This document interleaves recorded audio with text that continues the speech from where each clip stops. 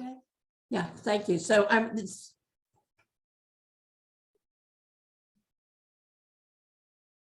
just going to welcome Louise and say a little bit about Louise, who is a leader in training through the American Ethical Union. She is a lifelong learner and an educator at heart. She's a full-time faculty member and coordinator of the graphic and web design programs at Lewis and Clark Community College in Godfrey, Illinois. She is also the communication roles at the American Ethical Union, the Ethical Society of St. Louis, the Westchester Community for Ethical Culture, and the Secular Student Alliance. Louise is a very busy person. So before we get to her, and per Nancy's, yes, now we're going to do a couple of quotes that Louise sent to us, and then Louise, it's all yours. So let's have quote number one. The past speaks to us in 1,000 voices, warning and comforting, animating and stirring to action. What its great thinkers have thought and written on the deepest problems of life shall not hear and enjoy. The future calls upon us to prepare its way. Dare we fail to answer its solemn summons. The second one is, I believe that overemphasis on the purely intellectual attitude, often directed solely to the practical and factual in our education, has led directly to the impairment of ethical values. Without ethical culture, there is no salvation for humanity. Albert Einstein. Thank you and welcome, Louise. Thank you so much. It's wonderful to be here. Let me share my slideshow and adjust things around on my screen. There we go. Good morning, everyone.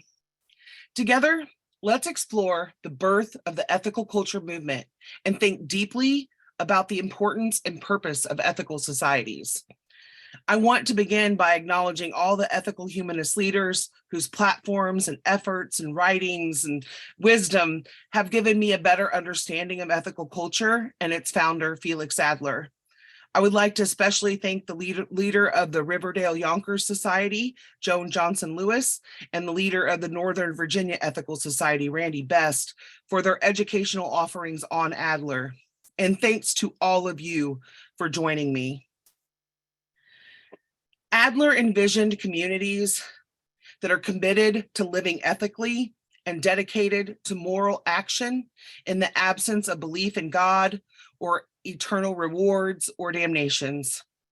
He found ethics as the common ground for and at the root of diverse religions, spiritual doctrines, and human thoughts. He founded a belief system that seeks to address the religious needs of members without reference to God.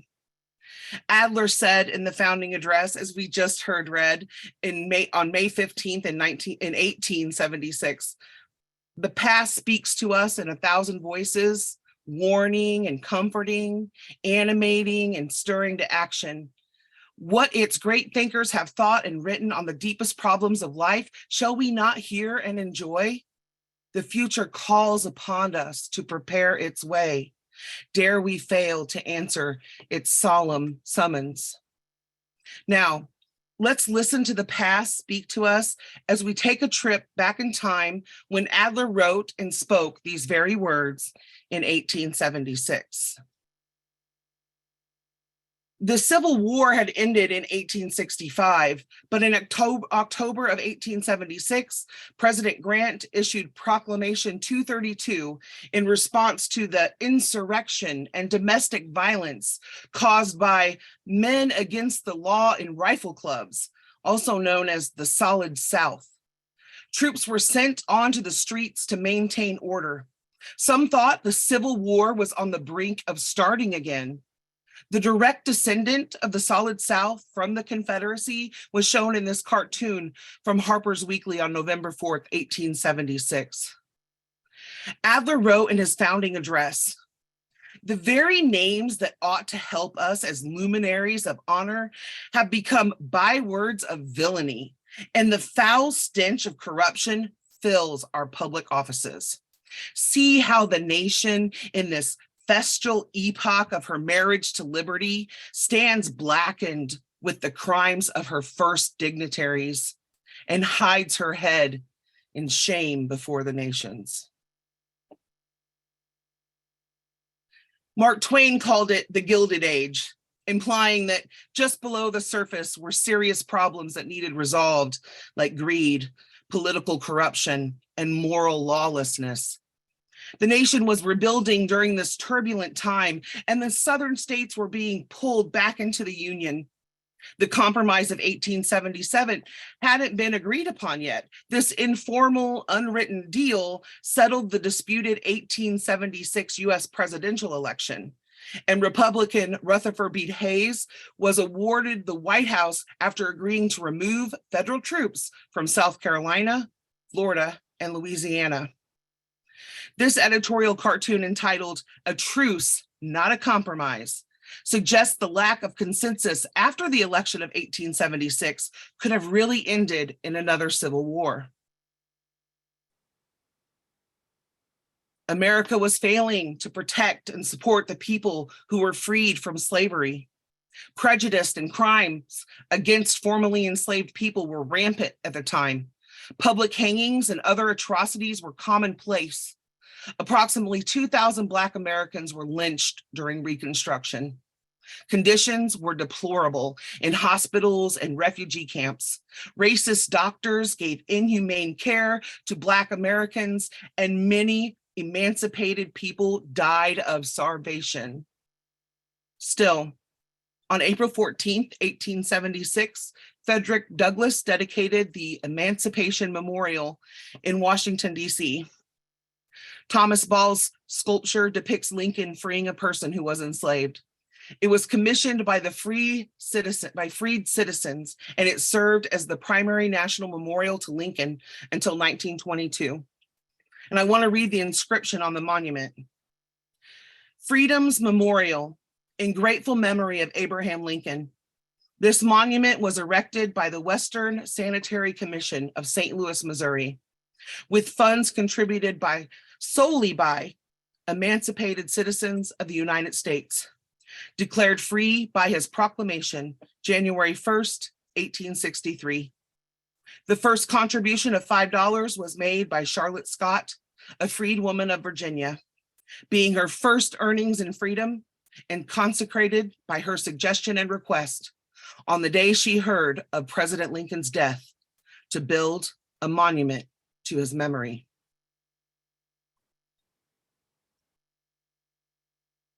The Battle of Little Bighorn also took place in 1876, and the U.S. Army continued to force Indigenous people onto reservations with catastrophic, devastating effects, terrible consequences that are still felt today.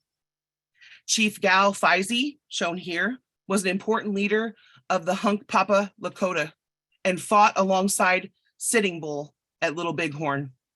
He spent 4 years in exile in Canada. After the American frontier wars ended, he surrendered and came to live on the Standing Rock Reservation. It seems Adler is speaking these words, this founding address, at a time when human dignity and worth is being openly denied. Yet religion is playing a large role in society. The Protestant religion was quite strong in the North in the 1860s. And by 1890, American Protestant churches were supporting about 1,000 overseas missionaries. Women's organizations based in churches were especially active in motivating volunteers and raising funds. It was also a time of religious birth. In 1867, the Free Religious Association was founded.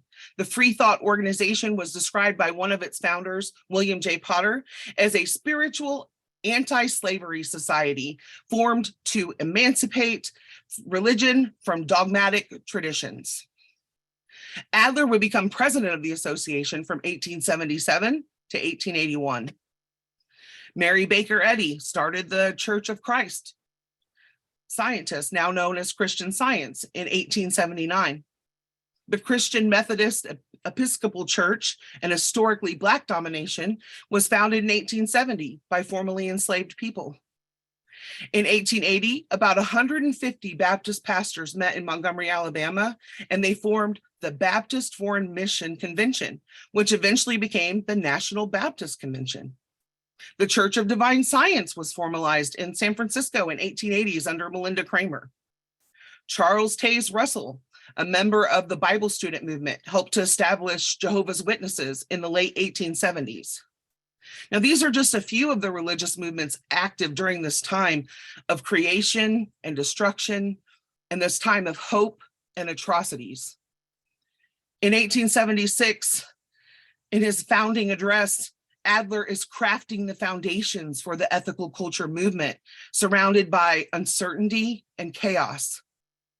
The very same year, Cornell declined to accept the grant that paid his salary. He had been teaching there since 1874.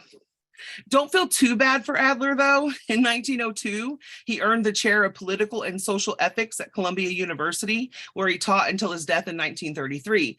And I like to think his departure from Cornell freed up some time for him to devote to ethical culture. After founding the New York Society in 1877, Adler helped form the district nursing department and then established a free kindergarten.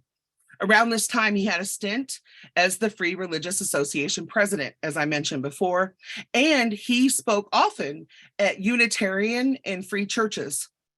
He helped found the Chicago Society in 1882, the Philadelphia Society in 1885, and the St. Louis Society in 1886. He helped to organize societies in Germany and Switzerland. In 1889, together, 4 societies formed the American Ethical Union. And in 1890, Adler was the guiding force behind the International Journal of Ethics, now just called Ethics. The journal grew out of the Ethical Record, the first official journal of the ethical culture movement. S. Burns Weston was the managing editor of both publications, but in 1885, he left to become the leader of the Philadelphia Society. He was also a Unitarian minister. Almost every member of the International Journal of Ethics' first editorial board was closely associated with ethical culture.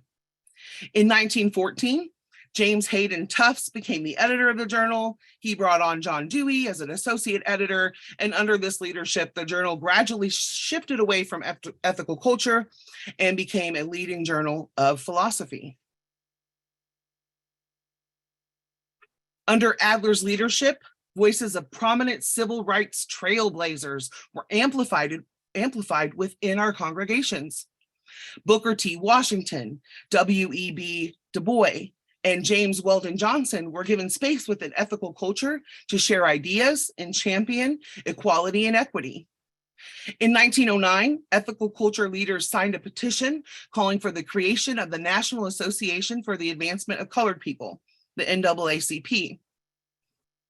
In the following year, Adler also served on the first executive committee of the National Urban League.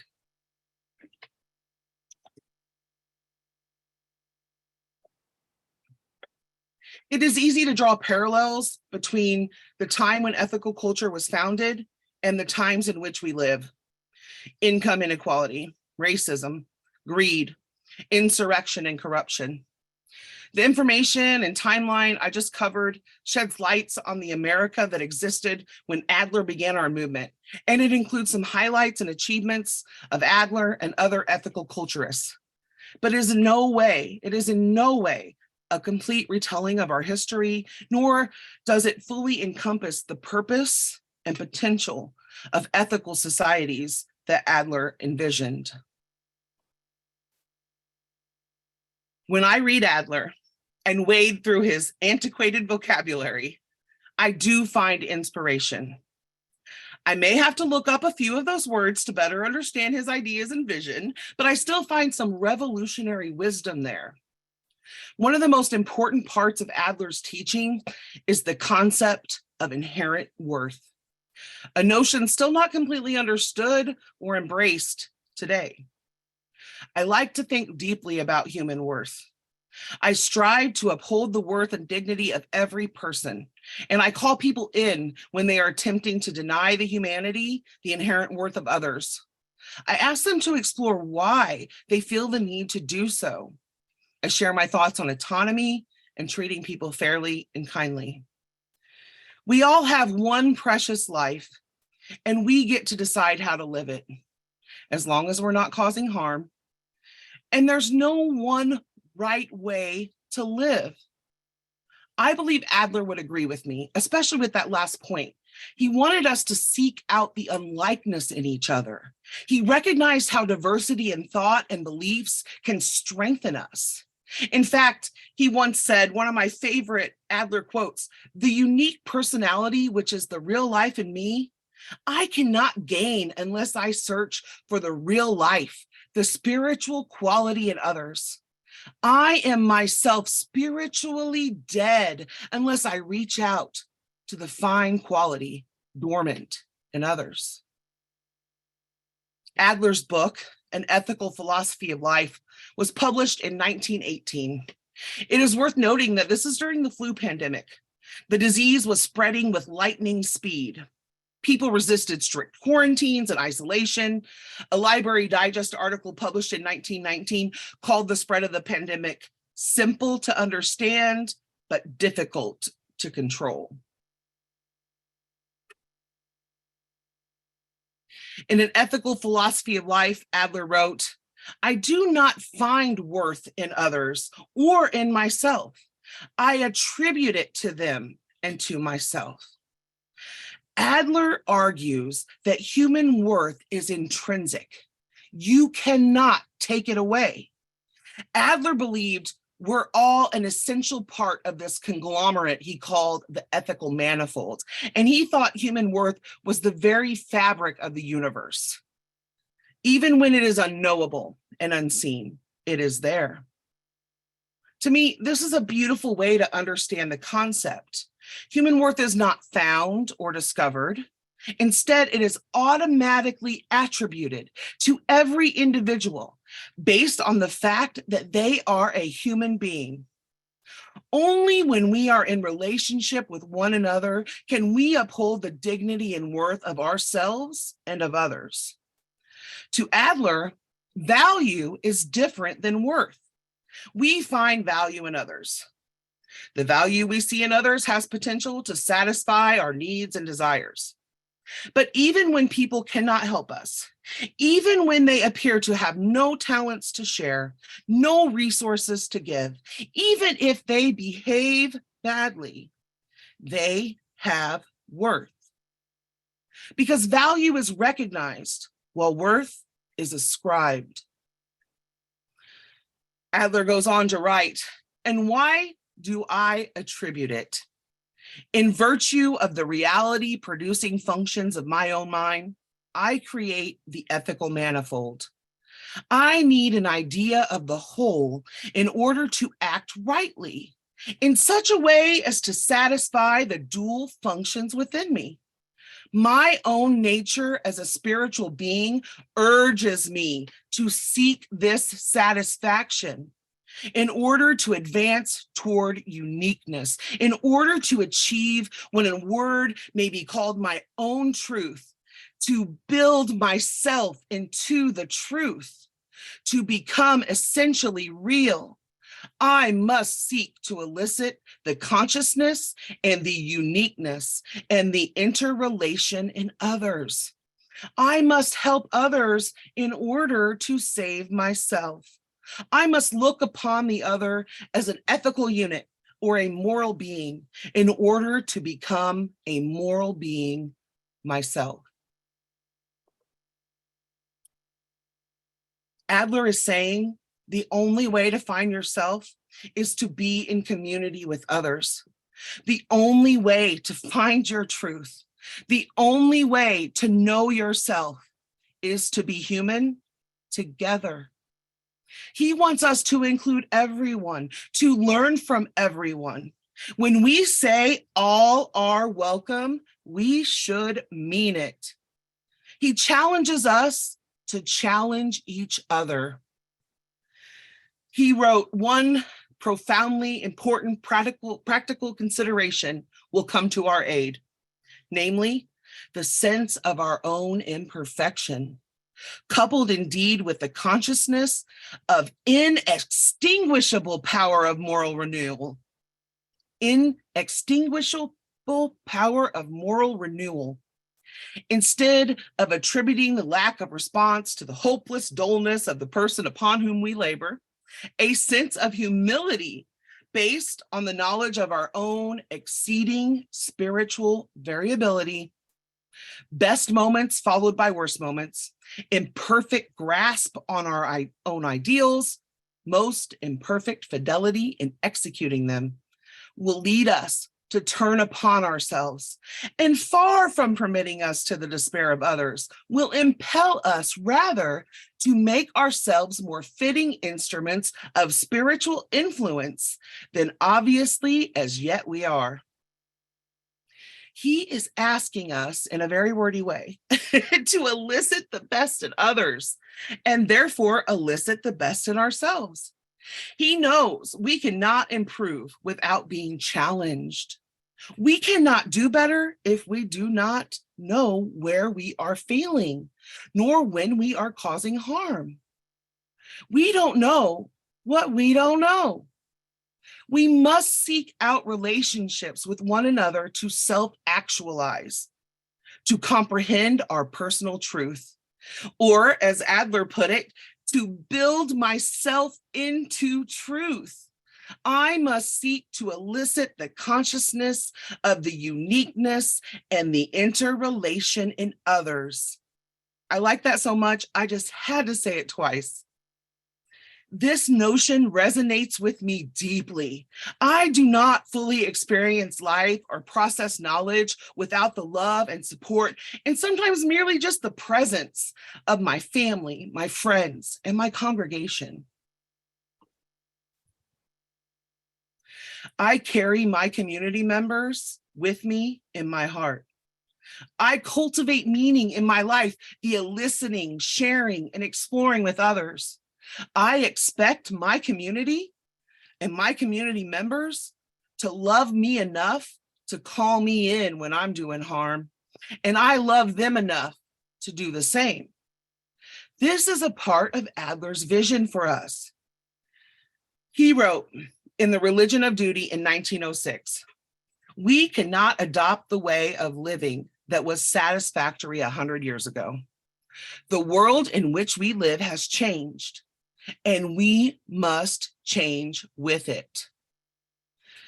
But I ask, how do we know the world if we're not engaging with the people in it? How can we learn from others if we are only in relationships with those who believe and behave as we do? What does it truly mean to be an ethical humanist? How can we facilitate these essential interpersonal improvements among one another and in ourselves? I don't have all the answers, but I know in order to successfully approach any of those challenges, I believe we must be open to growth. We must take a cue from one of my favorite authors, Octavia E. Butler. We must shape change, change within and change without. I encourage us not only to elicit the best, but also to accept the valid criticisms when given. Let us not be discouraged, because when we are frustrated, we give up. Instances when we fall short do not speak to our potential. Remember, worth is automatically attributed.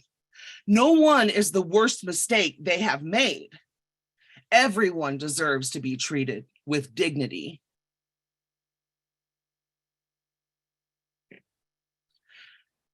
I invite you to reflect upon yourself and your community, especially when one or the other makes a mistake or causes harm. We often consider it so unpleasant to think about our mistakes that we don't spend the time necessary reflecting on why they happened, and we learn nothing from them. We are wasting these opportunities. We need to realize that mistakes are useful. They point to the missing pieces in our current understanding and the flaws in our behavior. Being human is messy, and that's okay. Let's continue to seek the higher ground. Don't just show up on Sunday for an interesting talk. Instead, be fully present. Truly be in relationship with one another. Learn about and from one another. Develop shared goals. Cultivate meaning. Support each other. Let us participate in areas where we might make mistakes, because these are the situations where we're going to learn the most. Ethical humanist congregations should be great places for this learning to take place. Ethical humanism helps me speak my truth. It gives me the words to articulate the values I hold in my heart. But platform addresses should challenge me to grow, inspire me to behave ethically, and call me into ethical action. Our congregations should provide moral support and courage, giving us the bravery it takes to care, to make a difference, and to strive to live our values. As we learn about our past, we can better appreciate the ethical humanists who came before us and better recognize our potential. My hope for the ethical societies is that they may serve as the finest examples possible for actively living in community with one another.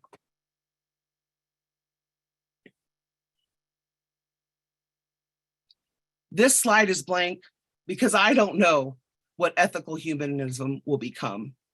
That's up to us. Just as the future called to Adler in 1876 to prepare its way, the future calls to us now. I ask you to seriously consider how we can ethically answer that call and shape the future, a future in which worth is attributed to all people, not only within our own societies, not only within the national movement, but also within society at large, so that we may transform our world into one that is more fair and just for all people, and transform ourselves into more effective ethical advocates for personal and communal growth. There will always be work to be done, but we have an improved chance of positive outcomes when we do it together. Thank you. Thank you so much, Louise. Let's go to some music. And